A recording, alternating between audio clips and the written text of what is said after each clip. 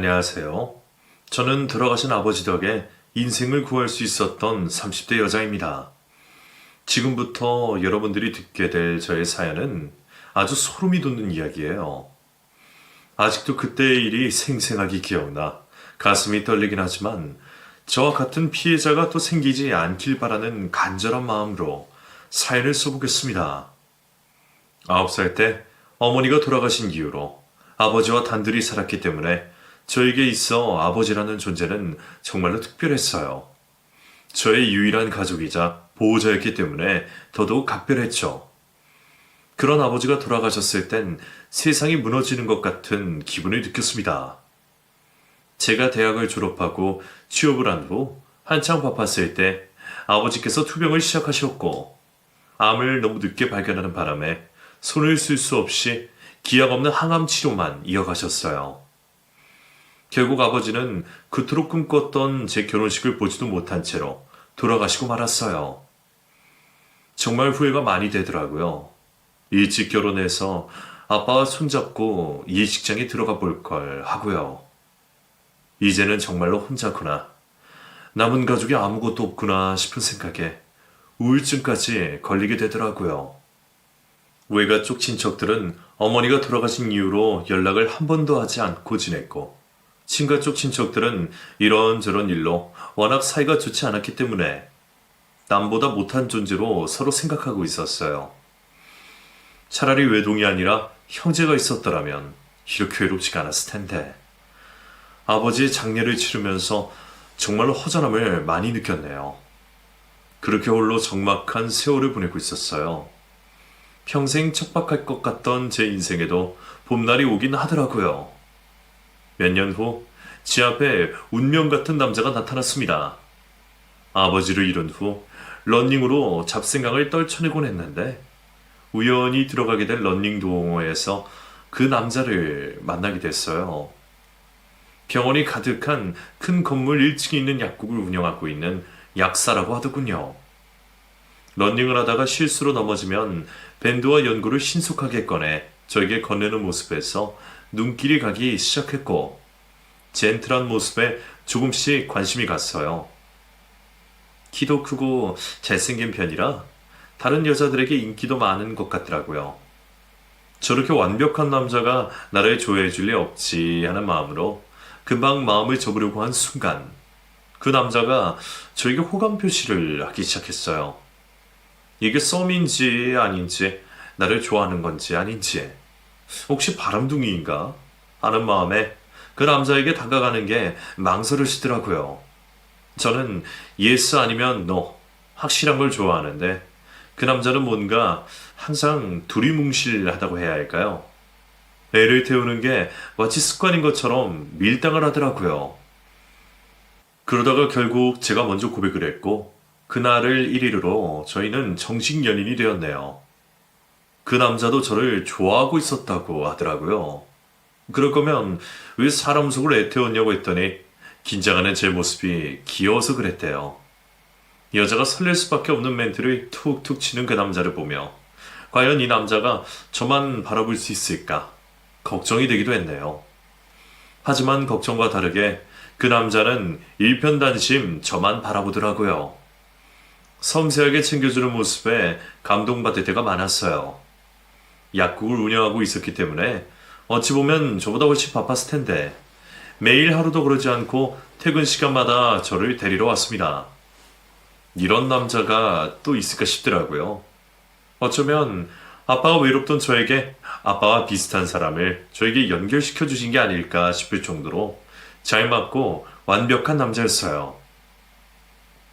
연애를 많이 해본 건 아니었지만 여태껏 만난 남자 중에 가장 최고의 남자였다고 자부할 수 있었어요.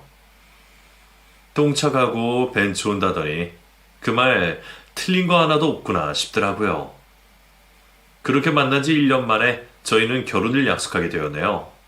그 사람은 저에게 프로포즈를 하면서 진심으로 약속을 하더라고요. 그동안 많이 외로웠지? 이제는 내가 네 삶의 유일한 가족이 되어줄게. 절대로 도망가지도 않을 거고 옆에서 묵묵히 나무처럼 있어줄게. 이제는 나만 믿어. 결혼하자. 그리고 이제는 편하게 살아도 돼. 내가 알아서 다 할 테니까 너는 내 옆에서 머물면서 푹 쉬어도 돼. 회사 다니는 것도 힘들어 했잖아. 회사도 관두자. 그리고 네가 하고 싶었던 일 마음껏 해. 대학원에 가고 싶으면 대학원에 가고 배우고 싶었던 게 있으면 학원도 지원해 줄게. 손에 물은 샤워할 때만 묻히게 해줄게. 이렇게 완벽한 청혼이 또 있을까요? 그 남자의 진심 어린 멘트는 저를 감동시키기에 충분했습니다. 그날 저는 눈물바다가 되어 그 남자의 프로포즈를 받아들였어요. 저 또한 그 사람에게 너무 감사했어요. 덕분에 의미 없었던 제 삶이 너무 행복해졌거든요. 한순간에 신데렐라가 된 느낌을 받았죠. 저희의 결혼 준비는 순조롭게 이루어졌지만 코로나 시기와 맞물려 몇 번 예식 날짜를 미뤄야 했어요. 저는 어차피 결혼식에 올 친척도 친구도 없었기 때문에 조용하고 소박하게 결혼식을 올리고 싶어서 예비 남편에게 조심스레 말을 꺼냈습니다. 혹시 예식장 말고 우리끼리 식당 하나 빌려서 결혼식을 대신하는 건 어때? 나는 어떻게 하든 상관이 없지. 그런데 웨딩드레스 입고 싶지 않아? 여자들은 다 로망이 있다고 하던데. 나는 그런 로망 없어. 그냥 사랑하는 사람이랑 평생을 약속하는 건데 뭐하러 그렇게 큰 데서 해. 나는 그냥 우리 둘이서 약속하게 했으면 하는데. 그래. 그럼 그렇게 하자. 괜찮겠어? 자기네 가족분들이 동의해야 하잖아. 그건 내가 알아서 설득할게. 아마도 더 좋아하실 거야. 워낙 성향이 소박하신 편이라. 그래주면 나야 고마운데 괜히 나 때문에 모든 걸 나한테 맞출 필요는 없어. 결혼식의 주인공이 신부인데 당연히 신부가 행복한 게 최우선이지. 내 걱정은 말고 자기가 하고 싶은 대로 하자. 나는 다 괜찮으니까. 예비 시부모님은 딱 한 번 만난 적이 있었는데 정말로 예비 남편이 왜 그렇게 젠틀하고 매너가 좋은지 알겠더라고요. 그런 환경에서 자랐기 때문에 그대로 물려받은 것 같았어요. 저에게 무례한 질문을 단 한 번도 하지 않으셨고 저를 있는 그대로 받아들여 주시더라고요. 그것만으로도 정말 감사했습니다. 특히 예비 시어머니께서 저에게 하셨던 말씀이 유독 기억에 남아요. 괜히 인사치레한답시고 자주 찾아올 필요 없어. 우리는 우리끼리 노후 준비도 다 되어 있고 둘이서 노는 게 제일 재미있으니까 걱정하지 않아도 돼. 그죠? 둘이 잘 살아주기만 한다면 더 이상 바랄 게 없어. 이제 드디어 우리 아들이 결혼을 해서 부모 소원을 이뤄주는구나. 아들 장가 보내고 우리끼리 해외에서 살아보는 게 꿈이었거든. 우리 며느리 덕분에 우리 소원을 빨리 이룰 수 있게 되어 고맙구나. 앞으로 잘 부탁한다. 코로나가 잠잠해지면 얼른 식사 자리 마련하자꾸나. 화려한 결혼식장에서 웨딩드레스를 입지 못했지만 그래도 저는 행복했어요. 결혼식장에 입장하게 된다면 함께할 수 없는 아빠가 생각나서 눈물이 멈추지 않을 것 같았거든요. 오히려 소박하게 반지를 나눠 끼우는 것으로 결혼식을 대신하는 게 저로서는 가장 좋은 것 같더라고요. 저를 위해 모든 걸 맞춰준 예비 남편에게 감사했습니다. 그렇게 저희는 소박한 결혼식을 앞두고 미리 살림을 합쳤어요. 그리고 그 과정에서 서로 경제적인 부분을 전부 오픈했습니다. 저는 제가 가지고 있는 예금, 적금, 소유하고 있었던 작은 아파트 한 채, 그리고 아빠에게 물려받은 재산을 전부 공유했어요. 그래봐야 예비 남편이 가지고 있는 재산에 비하면 얼마 되지 않은 정도였죠. 사실 여태껏 가족이 없었기 때문에 보험을 가입하더라도 수혜자를 딱히 정할 수가 없었거든요. 이제는 가족이 생겼으니 수혜자로 예비 남편으로 변경하니까 정말로 가족이 된 것 같은 기분이 들더라고요. 그렇게 저희는 서로의 보호자가 되기로 한 것이죠. 그 기분이 정말 좋았어요. 나를 보호해줄 사람이 있는 사람이 생기고 의지할 수 있는 사람이 곁에 있다는 게 너무 행복하더라고요. 이제는 제가 응급실에 가도 나를 위해 달려올 사람이 있고, 내가 경찰서에 가더라도 나를 대변해 줄 사람이 있다는 거잖아요. 여태껏 저는 저를 보호해 줄 수 있는 사람을 찾아 헤맸던 것 같아요. 드디어 천생연분을 찾은 기분이었죠. 어느 날 예비 남편은 가족 모임을 앞두고 저에게 이런 말을 꺼냈어요. 장인어른께 한번 찾아뵙는 게 어때? 저번에 한번 갔었잖아. 그건 연애 때잖아. 이제는 서로 결혼할 사이인데 인사는 한번 드려야지. 그런 생각도 했었고, 너무 고맙네. 딸인 나도 자주 찾아뵙지 못했는데, 내일 가는 건 어때? 멀리 있는데 괜찮겠어? 운전하느라 힘들 텐데. 하나도 안 힘들어. 그래도 장인어른한테 인사는 드려야 마음이 놓을 것 같아서 그래. 앞에서 따님 행복하게 해주겠다고 약속도 드리고 싶어. 평생 우리가 행복하게 살 수 있도록 꼭 좀 도와달라고 인사드려야 내 마음도 편할 것 같아서 그래. 나도 아빠 계신 곳 안 간 지 오래됐는데, 나야 같이 가주면 너무 좋지. 내가 꽃이랑 술이랑 간단한 음식 준비할 테니까 자기는 몸만 가면 돼. 아빠가 정말 좋아하시겠다. 사이랑 술 한잔하는 게 꿈이셨는데. 내일 가서 한 잔 따라 들으면 되지. 예비 남편에게 너무 고맙더라고요. 안 그래도 이것저것 일이 많이 생기는 바람에 바쁜 일상을 보내고 있던 사람인데 잊지 않고 저희 아빠에게 인사를 드리러 가자고 하는 게 너무 기특하잖아요. 아무리 생각해도 남편이 너무 잘 만났다 싶은 거예요.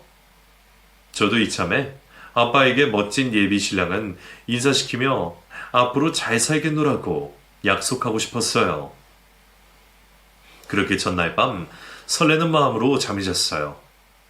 그리고 그날 꿈에 아빠가 나타났습니다. 돌아가신 직후에 자주 나타나시더니 최근에 통 나타나지 않아서 서운하던 잠이었어요. 아빠의 목소리도 얼굴도 조금씩 지워지는 게 너무 슬펐거든요. 오랜만에 꿈에 나타나셔서 반가워서 다가가려고 하는데 아빠의 표정이 몹시 굳어 있었어요. 꿈이었지만 아직도 생생하게 기억이 나요.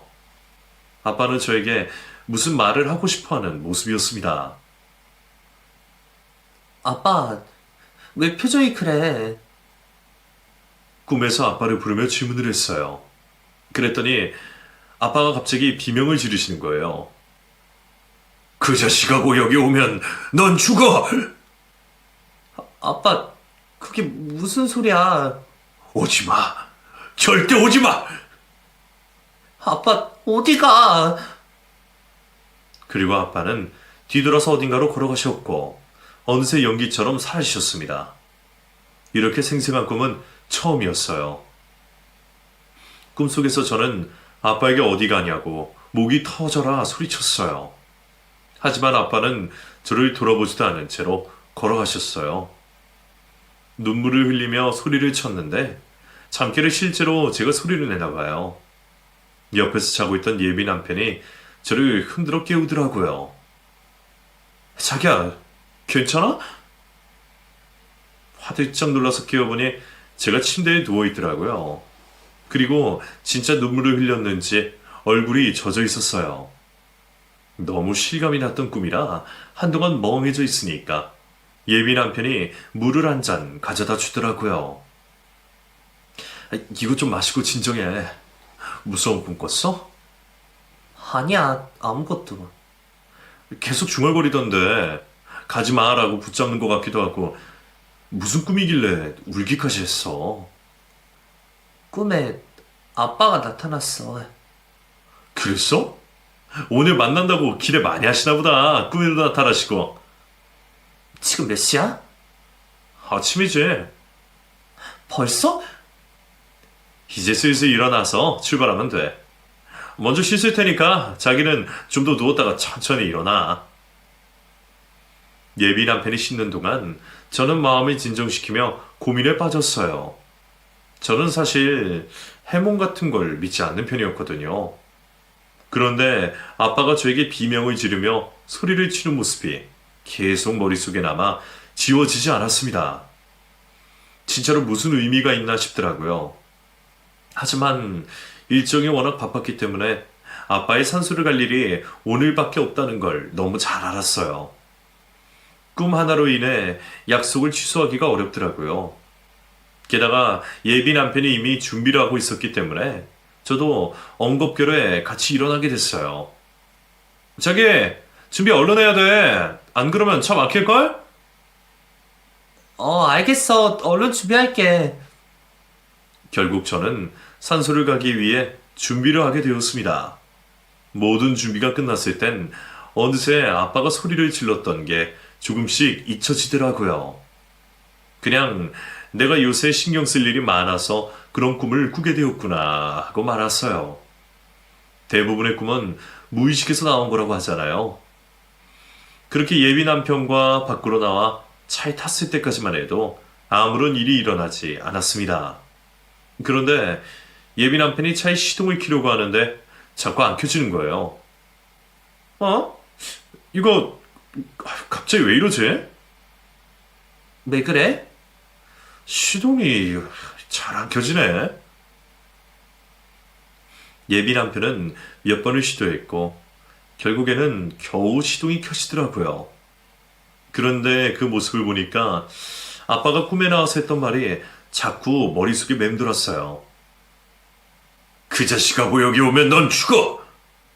하고 비명을 지르던 아빠의 모습. 생각해보면 그 꿈을 꾼 것도 그렇고 샤워로 들어갈 때 샤워 부스 문이 그날따라 잘 열리지 않았던 것도 그렇고 차 시동이 잘 켜지지 않았던 것도 그렇고 모든 것들이 저에게 시그널을 보내고 있는 것 같더라고요. 그 사이 예비 남편은 차를 출발시키고 있었어요. 그럼 출발할게. 피곤할 텐데 좀 자. 따뜻한 차 보온병에 담아왔으니까 이거 마시고. 차가 주차장에 빠져나오고 한참을 달린 후 저는 본능적으로 차를 세워달라고 부탁했습니다. 저도 제가 왜 그랬는지 모르겠어요. 모든 걸 계획적으로 실행하는 걸 좋아하던 제가 그날 처음으로 계획을 취소시키게 되었네요. 자꾸 아빠의 다급했던 얼굴이 잊혀지지 않는 거예요. 도저히 저에게 했던 그 말을 무시할 수 없었습니다. 잠깐만. 차 좀 멈춰. 왜? 집에 뭐 놓고 온 거라도 있어? 쉬다 멈춰봐. 예비 남편은 황당해하면서 길가에 차를 댔습니다. 그리고 시계를 보며 저에게 물었죠. 왜? 지금 출발해 안 막힌다니까? 정말 미안한데 아빠 산소는 다음에 가면 안 될까? 갑자기 왜? 그냥 몸도 안 좋고 컨디션도 별로고. 운전은 내가 하잖아. 자기는 보조석에서 잠만 자면 되는 건데? 느낌이 좀 안 좋아서 그래. 무슨 느낌? 설마 꿈에 장인어른 나온 것 때문에 그래? 그것도 좀 신경 쓰이고. 대체 꿈에서 뭐라고 하셨길래? 안 하던 말 하셨어. 오늘 절대 오지 말라고. 자기야, 그런 꿈은 그냥 잊어버려. 자기가 무의식 중에 피곤해서 그런 꿈을 꾼 거겠지. 오늘 일정은 예전부터 예정되어 있었잖아. 자기도 아버님 보러 간다고 기대했으면서. 오늘 아니면 우리 한동안 시간 못 내는 거 알잖아. 안 좋은 예감 하나 때문에 오늘 일정을 그냥 날릴 작정이야? 자기답지 않게 왜 그래? 평소와는 달라서 그래. 아무래도 안 되겠어. 나 오늘은 집에서 좀 쉬어야겠어. 준비까지 다 해놓고 차까지 가지고 나왔는데 이제 와서 집에서 쉬겠다고? 그냥 내가 준비한 허브티 마시면서 잠 푹 자고 일어나면 이미 도착해 있을 거야. 나만 믿어. 나 베스트 드라이버인 거 자기도 알잖아. 미안, 아무래도 안 되겠어. 차라리 나중에 가자. 오늘 가는 거 좀 아닌 것 같아. 진짜 왜 그래? 평소답지 않게? 자기 오늘 진짜 이상한 거 알지? 이상해도 어쩔 수 없어. 이상하게 오늘따라 예감이 불길해서 그래. 나랑 있는데도 불길하다고? 나를 못 믿는 거야? 그런 뜻이 아니잖아. 자기 오늘따라 왜 이렇게 예민해? 제가 오늘 산소 가려고 얼마나 많은 걸 준비했는지 알기나 해? 그것도 오늘 지나면 금방 시들고 음식도 다 상할 텐데 자기가 내 소개를 무시하는 것 같아서 그게 좀 화가 나네. 난 자기의 성의를 무시한 게 아니라 오늘 느낌이 좋지 않아서 그래. 그러니까 자기는 내가 여태껏 준비한 성의보다 오늘 당장의 느낌이 더 중요하다는 얘기잖아. 왜 그렇게 받아들여? 솔직히 이게 그렇게까지 화낼 일인지 모르겠어. 여태껏 내 상황 자기가 잘 이해해줬잖아. 오늘도 좀 이해해주면 안 될까?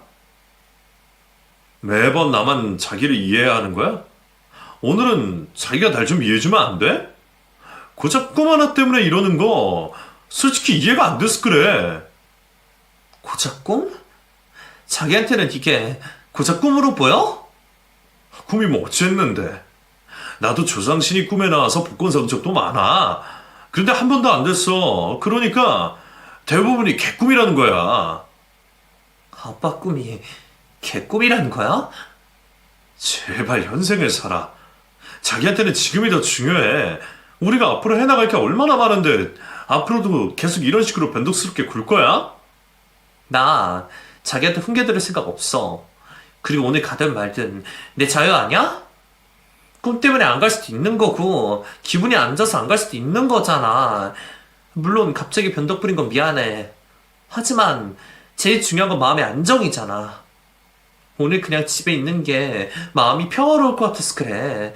나 한 번만 이해해줘. 난 그 모습이 무책임해 보인다는 거야. 언제까지 그렇게 철없는 생각만 하고 살 거야? 자기도 사회생활 좀 해봤잖아. 그럼 만약 아버지가 꿈에 나와서 회사 가지 말라고 하면 회사에 사표라도 낼 거야? 난 그럴 거야. 아빠가 꿈에 나오는 일을 두고니까. 나한테 무슨 말을 했다면 그것 또한 의미가 있는 거라 생각해. 마치 무당 말만 믿고 전 재산 다 바치 기세네. 무슨 말을 그렇게 해? 아니 그렇잖아.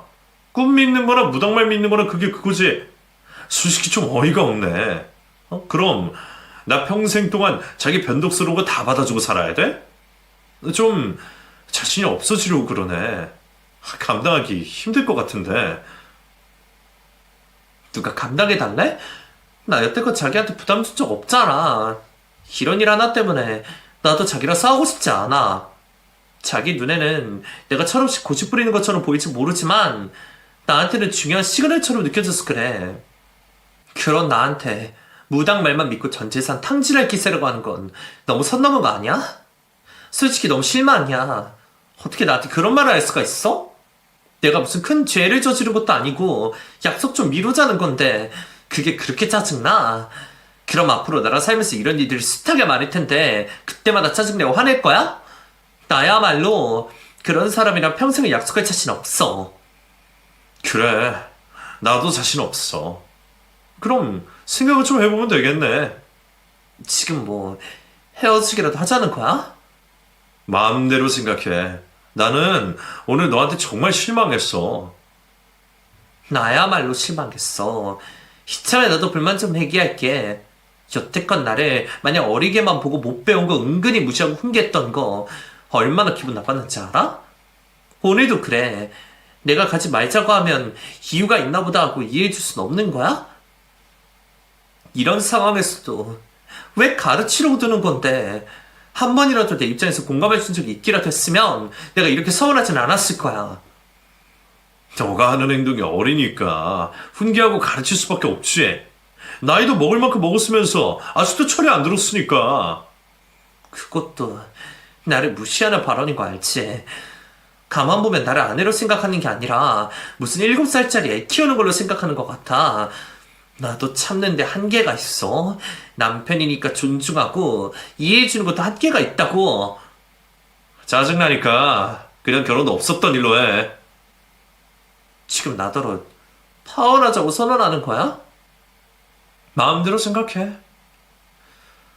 그럼 똑바로 정리해. 내가 여태껏 공유했던 내 예금, 적금, 펀드까지 모든 걸 여기서 정리하고 가. 어이가 없네. 그거 몇 푼이나 한다고? 그 몇 푼도 안 되는 돈데 전 재산이니까 당장 내놓으라고. 그리고 서로의 보험은 각자 정리하기로 해. 진짜 끝장을 보자는 거네. 그래, 그렇게 하자. 어차피 안 맞는 거 여기서 끝내지 뭐. 속이 다 시원하네. 나야말로 그래 놓고 나한테 다시 전화 걸기만 해봐. 그럴 일 없으니까 걱정 마. 이제라도 서로 다른 걸 알아서 다행이네. 앞으로 보는 일 없도록 해. 그날 저는 예비 남편과 대판 싸우고 결국 파혼까지 다다르게 되었네요. 충동적으로 파혼을 선언하긴 했지만 서운한 마음이 크더라고요.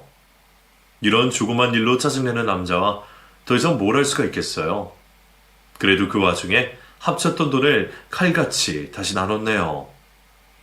다시는 안 볼 작정으로 뒤돌아 선 것이죠. 이 일은 훗날 제가 한 일 중에 가장 잘한 일이 되고 말았습니다. 순식간에 파혼을 하게 된 저는 짐을 싸서 그 집에 나왔고 혼자 살던 곳으로 돌아왔어요. 그리고 너무 속상한 마음에 그때부터 술을 마시기 시작했습니다. 너무 속상하더라고요. 이제야 좀 좋은 사람을 만나 행복해지려나 싶었는데 어김없이 또 혼자가 되었잖아요. 어쩌면 내 팔자에 결혼이라는 건 없는 건가 싶어서 눈물이 나오더라고요. 술이 들어가니까 더 마음이 힘들어져서 파혼하자고 한 사람에게 다시 전화를 걸어볼까? 내가 잘못했다고 싹싹 빌어볼까 싶은 거예요. 하지만 꾹 참았습니다. 자꾸 전화하고 싶은 충동이 들길래 그냥 핸드폰을 서랍 속에 넣어버렸어요. 그리고 저도 모르게 잠이 들었습니다. 시간이 얼마나 흘렀는지 모를 정도로 자다 깨달을 반복하며 물만 마시며 버텼어요. 그동안 몸에 피곤함이 쌓였는지 한번 자면 쉽사리 깨기가 쉽지 않더라고요. 이제는 나를 사랑해주는 사람도 없으니 어떻게 살아야 하나 싶은 생각에 그 생각을 떨쳐버리려고 더 깊게 잠들었었어요. 저는 개인적으로 스트레스를 받으면 자는 걸로 풀곤 했거든요. 한참 잠이 들고 난 후 눈을 떴는데 이상하게 몸이 가뿐하더라고요. 날은 이미 밝아 있었고요. 속이 쓰렸는데 잠을 자고 나니까 속도 괜찮아졌더라고요.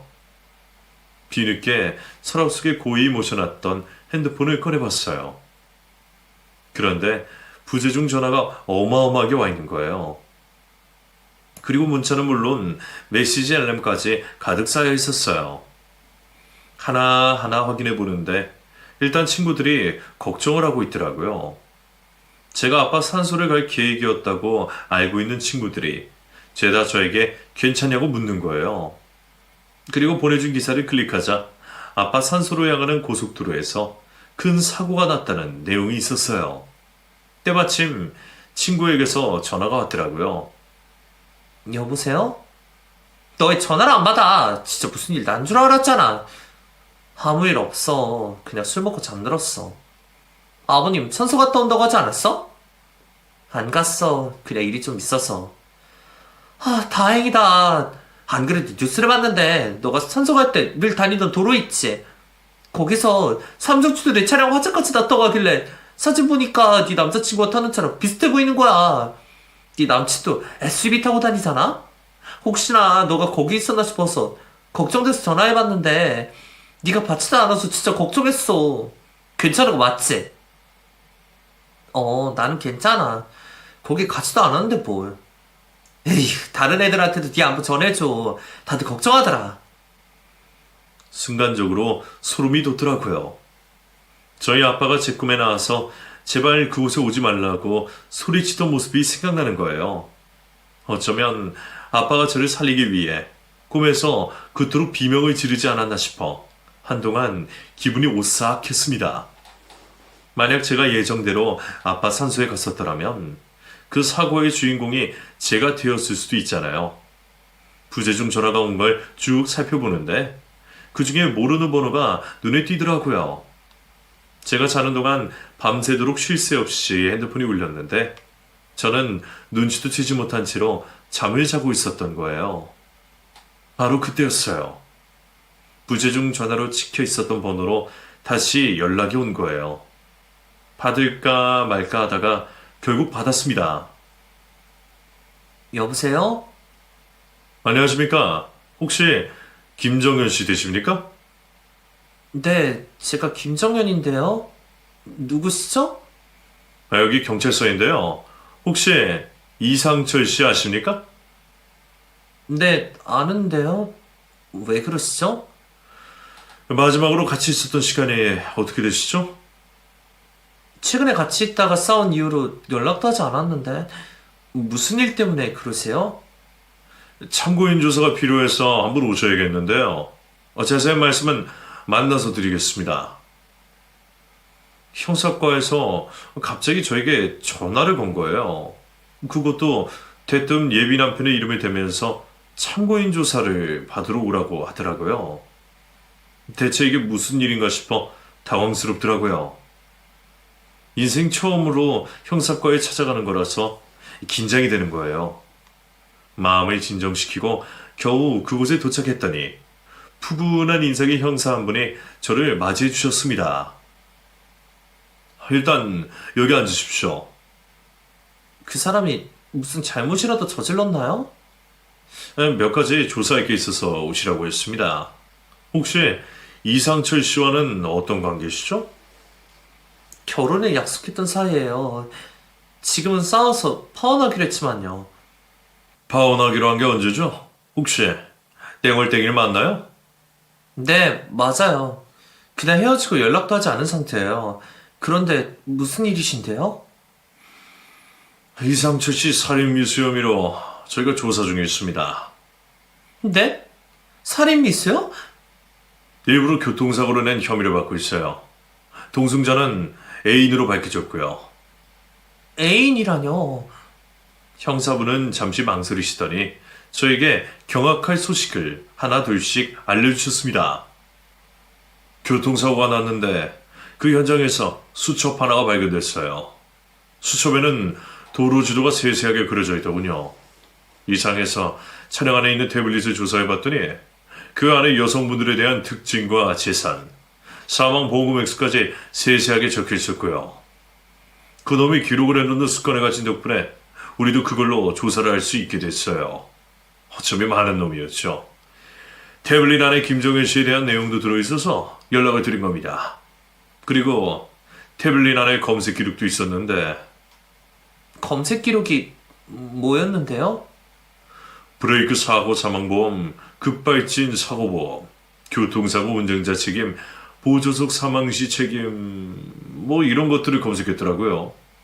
그 외에 검색 기록을 지운 흔적도 발견했어요. 치밀하게 준비를 하고 있었던 거죠. 아무튼 그날 하마터면 김정일 씨가 큰일 날 뻔했습니다.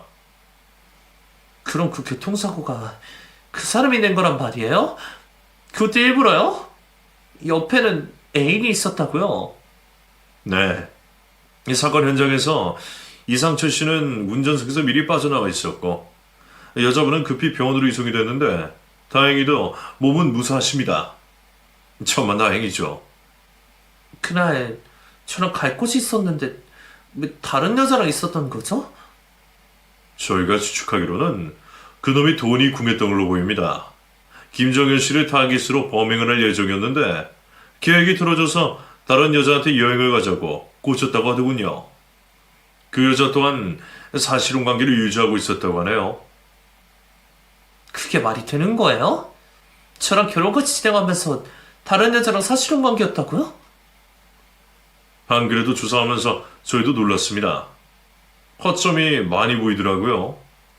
물증을 흘리고 다녀서 저희도 쉽게 파악할 수 있었습니다. 이리저리 여자를 찾아 몇 달을 걸쳐 놓았는데 괘씸하게도 전부 부모가 없고 형제도 없는 그런 여자만 공략했더군요. 그래야 재산을 뺏기도 수월할 테고 사망보험 수혜자로 해놓기에 편을 쓸 테니까요. 혹시 이상철 씨가 김정현 씨한테 사망보험을 들라고 하거나 재산을 달라고 한 적은 없습니까? 있어요. 결혼 준비하자면서 재산을 다 합치자고 이치해달라고 한 적이 있어요. 그런데 파혼하자고 하면서 제가 도로 가져왔어요. 보험 수혜자도 다시 바꿨고요. 잘하셨네요. 일단 경제적인 피해는 없으신 거니까 안심하셔도 되겠어요. 그런데 그 사람 약사에다가 재산도 많은데 왜 그런 짓을 벌인 건지 이해가 잘 안 가요. 그게 참 이런 말씀 들어도 되라시긴 한데 직업을 숨겼을 겁니다. 네? 제가 그 약국을 갔었는데요? 어쨌든 약사는 절대 아닙니다. 여성들을 현혹하기 위해 모든 걸 숨겼던 거겠죠. 들으면 들을수록 충격의 연속이더라고요. 제가 알던 완벽한 남자는 이미 없었어요. 도대체 어떻게 나를 속인 건가 싶어서 조사가 끝난 후 바로 그 사람이 운영하고 있었던 약국으로 달려갔어요. 갔더니 처음 보는 남자가 가운을 입고 있더라고요. 어서 오세요. 뭐 드릴까요? 그게 이상철이라고 아세요? 그 자식은 왜요?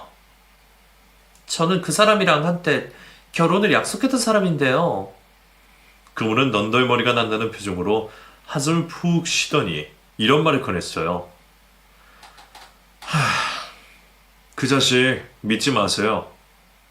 혹시 어떤 관계세요? 제가 그럼 사촌 형입니다. 평생 무슨 공부를 하겠답시고 집에서 놀기만 해서 대충 월급 지어주면 일 좀 하라고 직원으로 고용했더니 글쎄 가운을 훔쳐입고 약사 노릇을 하고 있죠 뭡니까. 여자 꼬시고 다니면서 양아치처럼 굴길래 당장 떼어 치우라고 했죠. 그랬더니 제 지갑에서 돈까지 훔쳐서 달아났어요. 아무튼 그 자식 때문에 골치 아픈 적이 한두 번이 아니에요. 그쪽처럼 찾아온 여자도 꽤 많아요. 그놈이 혹시 통장 잔액 보여주지 않던가요? 그 수법이에요. 포토샵으로 X 늘려서 보여주면 다들 속는다고 하더라고요. 아무튼 그 자식이랑 미래 계획 같은 거 세우지 마세요. 평생 후회합니다. 저는 분명 경고했어요. 결국엔 모든 게 거짓말이었어요. 저는 그래도 진심으로 사랑했던 사람이었으니 단 하나라도 진심이 있을 줄 알았는데 모든 것들이 가짜였던 거예요. 저에게 사랑한다고 했던 것도 평생 함께하겠다고 약속한 것도 전부 제가 고아였기 때문에 그 사람의 타깃이 된 거였습니다. 그리고 제가 파혼하자고 하니까 금방 다른 여자로 타깃을 바꿔버린 것이었어요. 그 사람에게 여자란 쉽게 이용하고 쓸모없으면 버릴 수 있는 그런 존재였던 거예요. 그게 너무 괘씸하더라고요. 끝난 일이지만 그놈의 민낯을 자세히 알고 싶은 마음이 생기더라고요. 그래서 수소문해서 병원을 알아낸 뒤 사고 현장에 함께 동승했던 애인이라던 여성분에게 찾아갔습니다. 처음에는 저를 경계하더라고요. 누구세요? 저는 이상철 씨와 결혼을 약속했다가 파혼한 사람이에요. 그날 사고 현장에 함께 계셨다고 들었어요. 뭘 알고 싶으신 건데요? 그날 저랑 싸웠거든요. 만약 제가 그날 싸우지 않았더라면 제가 그 사고 현장에 있었을 것 같아서요. 끝낼 땐 끝내더라도 그놈의 밑바닥을 확인하고 싶어서 왔어요. 그놈 수법이에요. 불리하면 싸우고 잠수타는 거. 나도 많이 당해봐서 알아요. 그러다가 다시 화해하자고 연락 와요. 그럴 때마다 저는 바보같이 받아줬어요. 내 인생에 유일하게 믿을 수 있는 사람이라고 생각했으니까. 그 사람이 떠나면 나에게 남은 게 하나도 없다고 느껴져서 제가 의리내기로 자처했어요. 그 사람이랑은 5년 넘게 같이 살았어요. 서로 열심히 돈을 벌 때까지 잠시 떨어져 지내려고 했죠. 연락도 잘 안 되고 지칠 때쯤에 갑자기 저한테 여행을 같이 가자고 하더라고요. 그래서 설레서 급히 짐을 싸서 나왔죠. 사고가 날 거라는 걸 아예 모르고 있었나요? 처음엔 몰랐어요. 하지만 중간쯤에 알게 됐어요. 수상한 꿍꿍이가 있다는 것을요. 어떻게 알았어요? 제가 지루해 하니까 동영상을 좀 보고 있으라며 태블릿 주더라고요. 그런데 보다 보니까 그놈 아이디로 로그인이 자동으로 되면서 그 안에 검색 기록을 발견했어요. 하지만 그때까지만 해도 그 사람이 진짜로 그걸 실행할 줄은 몰랐어요. 그런데 정말로 브레이크가 고장난 척 사고를 내고 말더라고요. 그래서 제가 병원에 실려가면서 경찰한테 신고해달라고 했어요. 태블릿 보면 모든 걸 알게 될 거라면서 저놈 좀 잡아달라고 신신당부했죠. 그래서 사건의 진실이 알려지게 된 거였네요. 만약 조금만 더 운이 없었더라면 저는 이미 이 세상의 사람이 아니었을 거예요. 그 생각만 하면 지금도 아찔해요. 저는 절대로 그놈을 용서하지 않을 계획이에요. 그냥 풀려난다면 다른 여자들에게 작업을 치고 다닐 게 분명해요. 이제 더 이상 피해자가 생기면 안 되잖아요. 도울 수 있는 일이 있다면 제가 돕고 싶어요. 뭐든지 말만 해주세요. 한 번의 우연한 선택으로 인해 피해자가 바뀐 사건이잖아요. 그분에게 너무 죄송하더라고요. 가해자는 따로 있는데 왜 우리는 서로의 존재를 미안하게 생각해야 하는지 조차 이해가 잘 가지 않았지만 아무튼 같은 처지의 사람으로서 공감대가 생기더라고요. 그분과 이야기를 나누면서 마음이 깔끔하게 정리되었어요. 그리고 그 후로 저는 홀로 아빠가 계신 산소에 가서 인사를 드렸습니다. 그날 아빠가 제 꿈에 나타나지 않았더라면 저는 지금쯤 이 세상 사람이 아니었을 거예요. 꿈에 나타나줘서 너무 고맙다고 앞으로 종종 꿈에 나타나달라고 기도했네요. 생각해보면 저는 늘 아빠의 울타리 안에서 살았던 것 같아요. 비록 제 곁에 존재하진 않지만 정신적으로 든든한 버팀목이 되어주고 계시거든요. 그때부터는 이상하게 외롭다는 생각이 들지 않더라고요. 든든한 내 편이 생긴 것 같은 기분이었어요.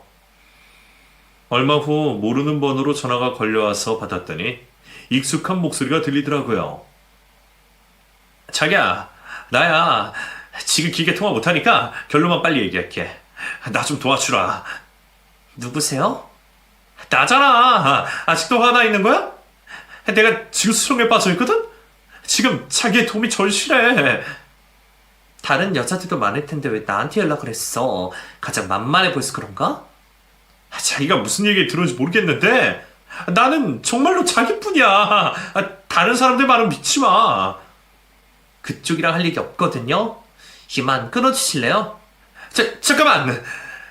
제발 부탁이야. 전화 끊지 마. 내가 죽일 놈이야.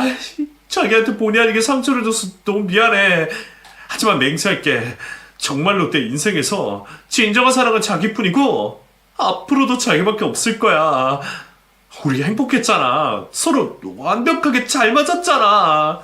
이런 인연을 어디서 또 만날 수 있을 것 같아? 곱게 전화 끊으려고 했더니 안 되겠네. 야, 이 사기꾼아. 너 내가 그날 약속 취소 안 했으면 어쩔 뻔했어.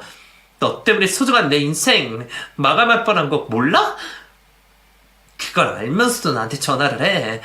우리 아빠가 꿈에 나와줘서 망정이지. 너 그때도 뭐라 그랬어? 꿈은 그냥 꿈일 뿐이라고. 네 계획 다 틀어져서 화낸 거 내가 모를 줄 알아? 네가 수첩에 그려놓은 지도, 태블릿에 써놓은 여자들 기록, 검색 기록 전부 내가 봤어. 너는 그냥 하류 인생 살아가는 형편없는 놈이야. 너 약사도 아니라며. 재산 내역도 조작한 거라며. 오죽하면 네 사촌형이 그러더라. 너랑 엮이는 순간 인생 끝나는 거라고. 맘 같아서는 내가 너를 어떻게 해서든 망가뜨리고 싶지만 내가 왜 가만히 있는지 알아? 무식하고 자존감 낮은 놈이랑 엮이고 싶지 않아서야. 그런 열등감으로 성공할 생각을 해야지. 어떻게 범죄를 저지를 생각을 했을까? 그냥 너는 깜빵에 어울려. 거기서 평생 살아. 오해야. 내가 미쳤다고 의도적으로 사고를 내? 나는 억울해. 물론 내가 한때 방어했다고 사실이야. 하지만 자기를 향한 내 진심만큼 진짜야. 자기 말대로 나 열등감 덩어리 맞아. 하지만 내가 별 볼 일 없는 놈이라고 속여있다면 자기가 날 남자로 봐줬을까? 나는 그저 자기를 놓치고 싶지 않은 마음에 선의의 거짓말을 해버린 거야. 내가 오죽하면 그랬겠어. 물론 나는 약사보다 훨씬 많은 돈을 벌 자신이 있어. 그건 나중에 꼭 증명하려고 했다고. 자기도 솔직히 내 겉모습에 호감을 느끼는 거잖아. 그건 어쩔 수 없었던 거야. 사람은 누구나 가면을 쓰고 살아. 하지만 이제 자기 앞에서 가면을 벗어 던지고 진실된 모습만 보여주고 싶어. 그러니까 이제 우리 둘이서 새로 시작하자. 집안에서도 내놓은 자식이라며. 그때 만난 시부모님은 대형 아르바이트 쓴 거라고 하던데? 하나부터 열까지 전부 거짓뿐인 사람을 내가 어떻게 믿을 수 있겠어. 그리고 내 생명까지 앗아갈 뻔한 놈이랑 내가 다시 만날 수 있을 거라 생각해? 덕분에 내가 깨닫게 된 게 참 많아. 나도 지금 갖다 붙일 수 있는 건 죄다 갖다 붙이는 중이야. 곧상 날아가도 놀라지 마. 내가 지금 누구 때문에 바빠서 말이야. 희망 끊어. 가장 마음이 약해졌을 때 다가오는 사람을 경계하라는 말이 있잖아요. 제가 가장 외롭고 지쳤을 때 다가온 사람이 그 자식이었어요. 누구보다 내 마음을 잘 알아주는 사람이라는 생각에 덥석 미끼를 물어버린 것이죠. 그래도 미끼로부터 탈출할 수 있음에 감사합니다. 만약 조금만 늦었더라면 제 인생이 완전히 망가졌을 거예요. 겉으로는 능력이 있고 좋은 사람처럼 보였지만 사실은 여자를 무시하며 우월감을 느끼는데 쾌감을 느끼는 그저 한심한 놈일 뿐이었어요. 아마 본인의 작전이 완벽하다고 생각했을 거예요. 멍청하게 짝이 없는 초라한 계획이라는 걸 모른 척 말이죠. 사실 그 일이 있고 나서 저는 회사를 관두고 한동안 쉴 수밖에 없었어요. 충격이 컸기 때문에 한동안 일상생활이 불가능하더라고요. 그러다가 친구의 한마디에 저는 다시 일어날 수 있었습니다. 뭐가 걱정이야. 아버님이 너를 완벽하게 지켜주고 계시는데. 맞아요. 저에게는 든든한 지원군이 있잖아요. 제가 어디서 무엇을 하든 어떤 상황에 처해 있든 아빠가 저를 지켜보시고 계신다는 생각을 하니까 마음이 안정되기 시작하더라고요. 그 꿈을 꾼 이후로 새로운 인생을 얻었으니 이제 새롭게 시작해야겠다는 생각이 드는 거예요. 이것 또한 아빠가 원하는 게 아닐까 싶어서 훌훌 털고 일어나 움직이기 시작했습니다. 그렇게 새 출발을 한 지 얼마 되지 않아 사랑하는 아빠가 꿈에 다시 나오셨어요. 저를 보며 말없이 미소만 짓고 계시더라고요. 저를 보며 웃으시는 걸 보니 저까지 기분이 좋아지더라고요. 그리고 그날 아침 아주 가뿐한 마음으로 잠에서 깨어났습니다. 그리고 그날 가고 싶었던 회사에 합격 소식을 받게 됐어요. 그 꿈의 길몽이었던 것이죠. 마치 아빠가 저의 소원을 이뤄주신 것 같은 기분이 들었어요. 마음가짐을 다르게 하니까 인생도 다르게 보이더라고요. 예전에는 솔직히 부모님이 안 계신다는 것 때문에 주눅이 들었고 든든한 무기를 잃어버린 기분이라 항상 자존감도 떨어졌는데 이제는 더 이상 그런 생각을 하지 않아요. 오히려 저는 보이지 않는 곳에서 도움을 주시는 아빠라는 존재에 너무 감사합니다.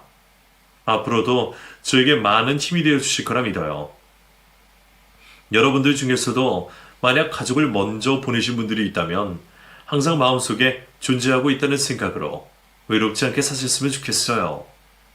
언젠가 기적 같은 일이 일어날 거예요.